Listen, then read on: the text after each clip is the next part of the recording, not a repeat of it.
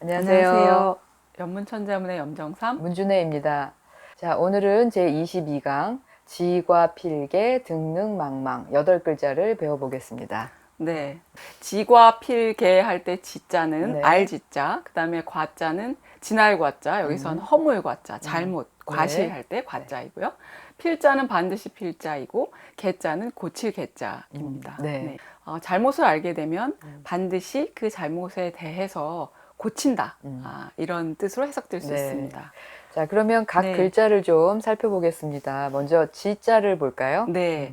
이 지자는 알지자로 네. 잘 알고 계시죠? 그렇죠. 그죠? 예. 우리가 알다, 무엇을 알게 되다, 이해하다 할 때 가장 많이 쓰이는 한자어입니다. 근데 이 지자를 보시면 왜 그러면 안다는 뜻에 그렇죠. 이런 성분들이 들어가 있는지. 네, 오늘날의 글자는 화살시자 네. 하고 입구자가 그렇죠. 있어서 네. 이것이 어떻게 알다는 의미가 됐는지 음. 잘 파악하기가 어렵거든요. 예. 설문의 해석이 굉장히 흥미롭습니다. 네. 왜냐하면 이게 입구와 그 다음에 화살시가 다 의미 성분이라는 거죠. 그러니까 의미를 만들어주는 네. 부분이고 네. 이거에 대해서 다시 한번 주석을 한 송대 서계라고 하는 학자의 설명에 의하면 우리가 뭘 알게 되면 화살처럼 빠르게 들어와서 탁 박힌다는 거예요. 일종의 깨달음이네요. 그렇죠. 그러면. 네. 그거를 뜻하는 글자라고 설명하고 있는데 고문자를 해석한 학자들은 결코 그게 제대로 된 설명이 아니다라는 얘기가 많습니다. 솔직히 네. 얘기하면은 네. 안다는 것은 그런 깨달음도 있지만 네. 서서히 그 책을 읽어가면서 네. 하나씩 터득해가는 것도 있잖아요. 그렇죠. 예. 이제 그런 거를 좀 짐작하게 해주는 증거 자료가 고문자에 있습니다. 네. 자, 갑골문부터 보면 뭐가 보이시나요? 갑골문에는 네. 저는 책자가 보이고요. 맞습니다. 네. 그 다음에 아들 자자도 보이는 것 같고요. 그렇죠. 네. 그 다음에 이제 입구도 있고 화살도 있고 네네. 이렇게 되죠. 고문을 보고 해석한 학자들은 안다는 뜻의 글자는 어린아이가 책을 읽어가면서 그거를 점차 안다는 뜻이 여기에 담겨 있다라고 네. 본답니다. 그런데 그 다음에 이제 글자들을 보면 점차 다른 성분들은 다 빠지고 알다라고 하는 뜻에서는 이제 화살시하고 입구만 남은 거죠. 그래서 고문자를 해석하는 사람들이 화살시 부분이 발음일 거다. 네. 시, 지, 예, 이렇게 연관되는 이게 발음 성분일 거다라고 해석하고 있습니다. 네. 사실은 핵심적인 네. 부분이 아이가 책을 읽는다는 건데 아이하고 책이 빠져버리니까 네. 후에는 좀 알기가 어려운 구조가 돼버린 거네요. 네, 그럼 알지자. 그 다음에 이제 허물과자인데요. 네. 사실은 이 글자는 네. 허물이라는 의미도 있지만 지나다, 통과하다 할 때 그 과로 보통 알고 있거든요. 맞습니다.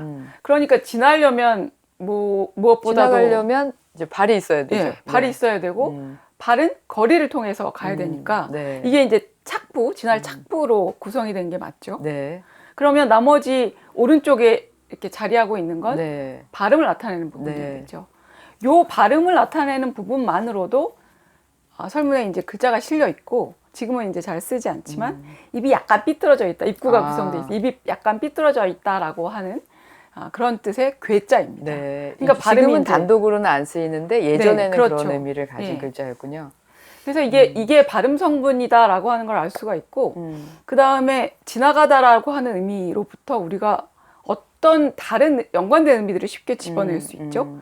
지나니까 지나버리면 경과하는 거죠. 그렇죠. 시간상으로도 어떤 사건이 이미 지났다면 거. 그건 과거라고 네. 얘기를 하죠, 우리가. 네, 네.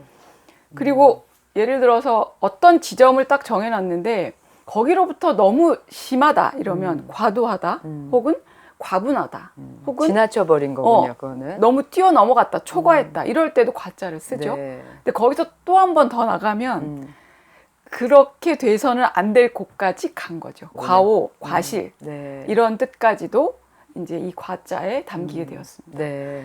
이 천자문의 구절 안에서는 그렇다면 잘못된 거죠. 너무 지나치게 간 것, 과실이죠. 네. 해서는 안 될 일들이죠. 잘못을 의미하는 과자, 네. 허물과자로 봐야 되겠군요.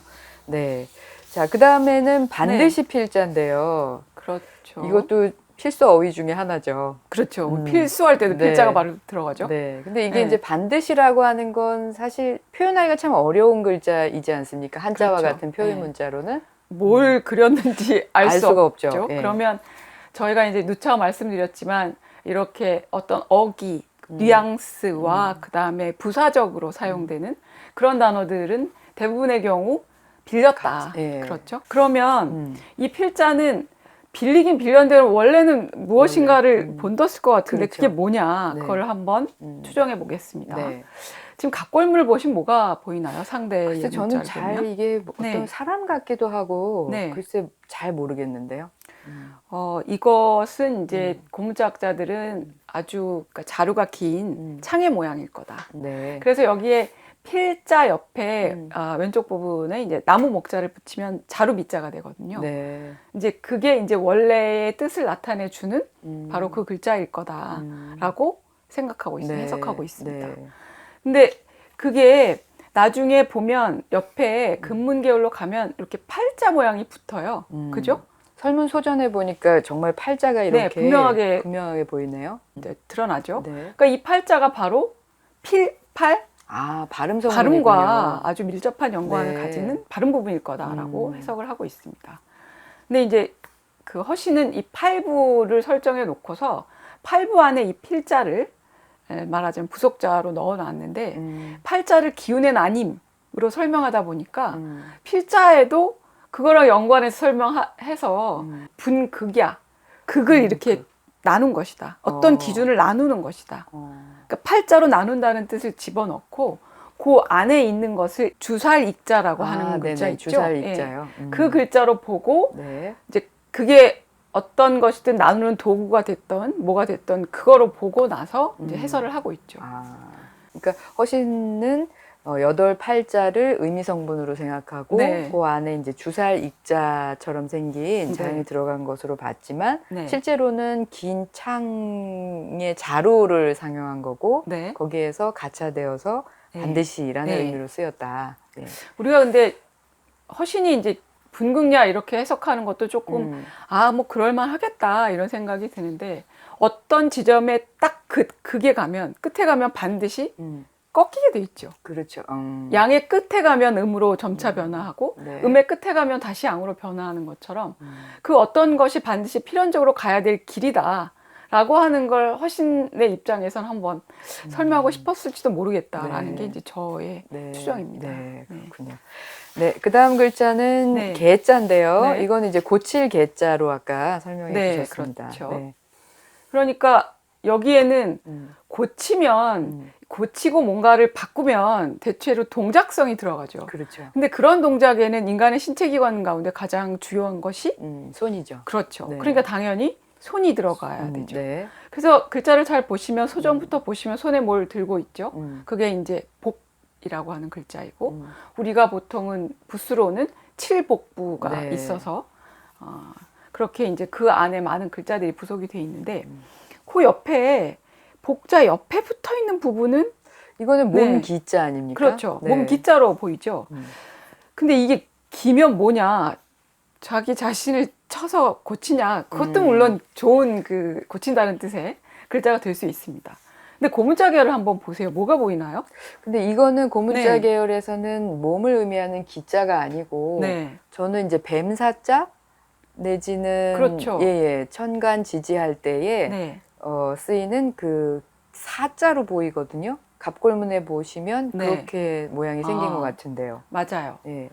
그래서 요거는 이제 어차피 이제 손으로 뭘 들고 있으니까 어떤 일을 다스린다, 어떤 일을 처리한다 이런 뜻을 분명히 가지고 있을 거고 그 나머지 옆에 오른쪽에 있는 부분은 마치 이렇게 줄을 뭘 이렇게 묶어가지고 뭔가를 하고 있는 그런 의미일 거다라고 추정을 하고 있습니다. 근데 네. 요거로 자영이 그대로 계승돼서 예선을 해석까지 온 게 아니라 지금 말씀하셨듯이 뱀사자 모양 비슷하게도 네네. 보이고 그러다가 이게 사람 모양 비슷한 건지 어쩐지 잘 모르겠는 자형도 보이고 그리고 지금은 이제 몸기자로 변화했죠. 네. 그러니까 여러 가지 형태 변화가 있다가 결국은 지금의 몸기자로 굳어졌고 이게 허신의 그 설문해자의 소전 시기에는 완전히 몸기자로 굳어졌던 것 같습니다.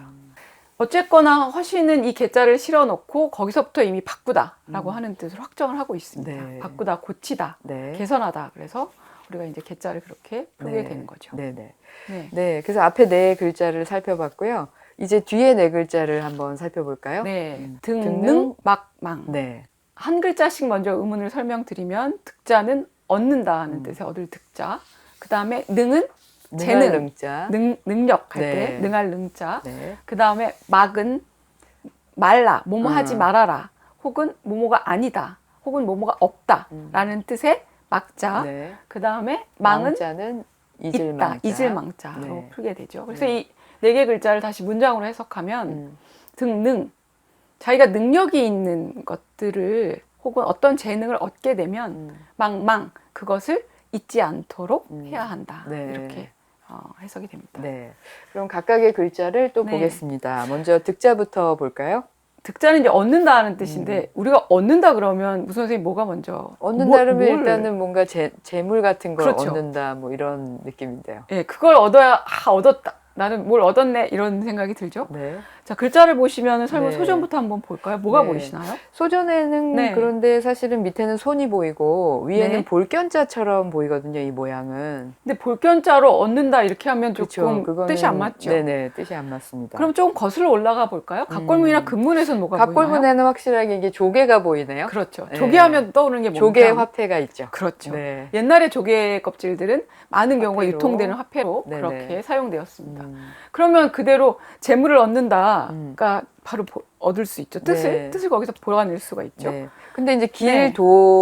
길을 의미하는 글자가 들어있으니까요. 그렇죠. 역시 이제 이거는 월급을 탄다든가 하는 게 아니라 네. 길에서 조개를 주었다 이런 의미가 아닐까요? 아, 길에서 화폐를 얻었다. 네. 우리가 길을 가다가 어쩌다가 화폐가 떨어져 있고 동전이 떨어져 있으면 네. 아, 좋은 일이다. 이렇게 얻어서 기뻐하는 네네. 것처럼요. 아, 좋은 해석입니다. 허신도 득자를 길을 가다가 얻은 게 있는 거다. 아. 이렇게 해석합니다. 아, 네. 옆에 있는 그 길성분을 빼지 않고 예. 해석을 한 거죠. 근데 재미있게도 옛날의 문자 가운데 길이 있으나 없으나 사실은 다 얻는다는 뜻입니다. 그러니까 길을 빼고도 득자예요. 그 득자가 설문에 똑같이 실려 있습니다. 네. 설문에 촌부에 실려 있는데 마디촌자, 네. 그것도 손의 모양이어서 마디촌자에 실려 있는데 거기에 조개와 그 다음에 손만으로도 얻는다, 취야, 네. 얻는다는 뜻을 가지고 있습니다. 그러니까 이 글자는 그렇다면 지금도 여전히 얻다라는 뜻을 가지고 있고 네. 옛날부터 만들어진 초기에도 그걸 잘 표현한 글자라고 할 수 그러네요. 있죠. 네. 네. 그다음 글자는 이제 능자입니다. 이거는 그렇죠. 이제 능할 능자, 네. 능력이라고 할 때 우리가 이 글자를 쓰는데요. 네. 사실 능력이나 능하다 하는 것도 눈으로 볼 수 있는 건 아니잖아요. 그렇죠. 네, 그러니까 표현하기가 네. 어려운 글자예요. 저 사람이 이것도. 재능이 있다 이런 게 얼굴에 보입니까? 체격에 보이나요? 그러니까 뭘 본뜰 수 있기가 쉽지 않아요. 네. 설문에서는 아예 능자가 이제 따로 있고요. 능력이라고 설명하지 않았어요. 이거는 곰의 일종이다. 이제 고문자 자형을 보고 아 이건 어떤 동물일 거냐라고 해석하는 사람들이 요게 전체적인 상형인데 뭐냐면 머리가 크고 몸집이 있지만 꼬리는 좀 짧고 네 다리가 약간 퉁퉁하고 짧고 발바닥은 큰 그런 동물이다라고 해석하고 있습니다. 네. 거기로부터 능력, 재능 혹은 능력이 있음, 재능이 있음 이런 뜻의 글자로 쓰이게 되었죠. 네. 그러면 원래 곰을 상용했으면 곰을 뜻해야 되잖아요. 네. 그럼 곰을 뜻하는 글자를 어떻게 해야 될까요? 새로 만들어야 되겠죠. 그렇죠. 네. 또 만들어야 되죠. 네. 그럼 여러분이 지금 현재 알고 있는 곰을 곰웅자. 뜻다 웅담할 때 네. 그 웅자는 웅자는 밑에 점이 4개 그렇죠. 있는 고뭉자. 고뭉자를 따로 만들게 되는 거죠. 그럼 근데- 원래 그러면 이 글자는 네. 고뭉자를 위해 만들어진 건가요? 허신은 애초부터도 그 고뭉자를 따로 두고 그것도 독립된 부스로 만들어 놨어요. 그리고 아예 이것도 짐승이다. 그리고 무슨 멧돼지 비슷한데 굉장히 크고 산에서 살고 겨울잠을 잔다.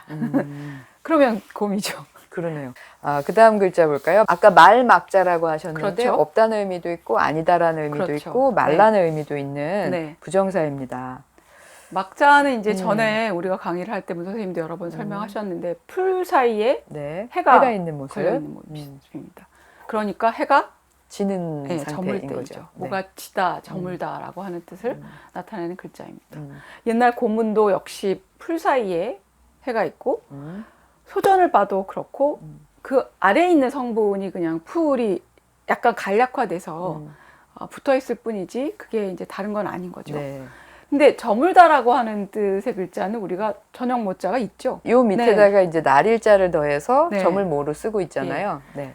근데 여러분이 보시는 지금 이 막자는 아니다, 말다, 혹은 없다 이런 뜻의 부정사로만 쓰이게 되니까 역시 마찬가지로 저녁이라고 하는 뜻을 나타내는 글자를 새로 만들게 되는 거군요. 거죠. 네. 그래서 여기서는 없을 막, 아닐 막 예, 이렇게 아니다 이렇게 부정사로 푸셔야 됩니다. 네. 자, 마지막 글자 보겠습니다. 네, 이 글자는 뭐 쉽게 볼 수 있죠. 그냥 망과 심의 결합이고 딱 보면 아 그럼 망이 발음이겠네. 딱 들어오는 형성자인데요. 형성자인데요. 네. 근데 재미있게도 형성인 것 같은데 회의인가? 그러니까 뜻을 모았나? 이런 생각이 들죠. 뭘 잊어버렸다. 그럼 내 마음에서 아 뭔가 내가 마음속에 기억하고 있었던 것들이 없어졌나? 없어진다는 뜻하고 있는다는 뜻하고 굉장히 또 연관성이 있잖아요. 그러니까 회의인가 형성인가 잘 애매모호한 네, 그런 글자이기도 합니다. 그래서 설문에서는 아예 이거 기억하지 못하는 일이다. 불식냐 이렇게 정의를 하고 있습니다. 네. 근데 기억에서 잊어버리는 것, 그죠? 기억에서 잊어버리는 것, 혹은 그걸 잃어버리는 것, 또 연결이 되니까 나중에 이제 유실되다 없어지다 이런 뜻도 망자에는 담겨져 있습니다. 네. 네. 근데 아까 전반적으로 네 글자를 풀이를 해주실 때 네. 능력을 얻으면은 그것을 잊지 말아라 이렇게 해석을 네, 하셨잖아요. 그렇게 해석을 하게 되죠. 글자를 보면 그렇게 해석이 되는데 네. 제가 생각할 때는 어떤 능력을 가지고 있으면은 잃지 말아라 하는 게 오히려 순조롭게 네. 전개된다는 생각이 드는데 네. 왜 여기서 잊지 말라고 이렇게 했을까요? 네. 굉장히 좋은 질문인 것 같아요. 우리는 지금 현재 당연하게 아, 그렇게 해석하고 그렇게 새기면 낫지 않을까 싶지만 예전 사람들에게 재능이나 능력은 단순히 우리 밖에 있는 정보나 지식을 얻어서 내가 나 따로 있고 그 지식 따로 있고 능력 따로 있고 한 게 아니라 내 몸과 마음에 그 지식과 재능이 체화돼서 함께 있는 거라고 생각했던 거 아닌가 싶어요. 그러니까 오히려 그런 능력이나 그런 재능은 내 몸이 잊으면 안 되는 거죠. 내 심리적이고 내 신체적인 기능상에서 잊어버려서는 안 되는 바로 그런 것이라고 생각했기 때문에 망자가 아마 이제 또한 그렇게 이 구절에서 자리를 잡았을 수 있다고 생각이 되고요. 네, 네. 혹시나 또 이런 건 아니었을까? 우리가 이제 운자 얘기를 이전부터도 계속 네. 했었잖아요. 네. 근데 이게 망해서 8번째에 들어가는 운자에서 앙으로 끝나는 글자가 필요했을 텐데 그것과의 만남이 또한 적절했을 것 같기도 네. 하고 그런 생각도 드네요. 네, 네. 그렇게 해석할 수 있겠군요. 네. 네, 그러면 오늘 이제 8글자를 배워봤는데 혹시 또 보충하고 싶으신 게 있나요? 아, 우리가 이제 지과 필계 할 때 뭔가 잘못된 일을 알았다면 반드시 그거에 대해서 고쳐야 된다. 이런 말을 이제 반드시 여기에서만 뿐만 아니라 굉장히 여러 번 들었죠. 과즉 물탄게 해서 허물이 있으면 그렇죠. 고치기를 꺼리지 말아라. 그렇죠. 이런 문장이 딱 떠오르는 것 같아요. 예. 예. 우리가 잘못을 저지를 수 있습니다. 누구나 완벽하게 태어난 것도 아니고 계속 고친다고 고치지만 한 번 저지른 잘못을 다시 저지르지 않으리라는 법도 없기 때문에. 근데 공자님이 늘 강조해서 하신 말씀이 잘못됐음을 알면 바로 고쳐라. 그리고 그 잘못을 다시 반복하지 않으려고 노력해라. 이런 말씀을 논어 전편에 걸쳐서 네. 굉장히 여러 번 반복하죠. 네. 그래서 이 구절도 이제 그런 그 윤리적인 어떤 강령, 또 우리가 평상시에 쉽게 지나치게 되는 그런 부분들을 여기다 담아서 천자문 안에 넣었다고 생각이 됩니다. 네. 그러면 이제 이번 강의의 8글자를 이제 네. 배우셨고요. 다음 네. 강의에는 어떤 것들을 배우나요? 네, 다음에는 망담, 기단, 미시, 기장 이 네. 8글자를 또 배워보겠습니다. 네, 그럼 오늘 강의는 여기까지 하겠습니다. 네, 감사합니다. 감사합니다.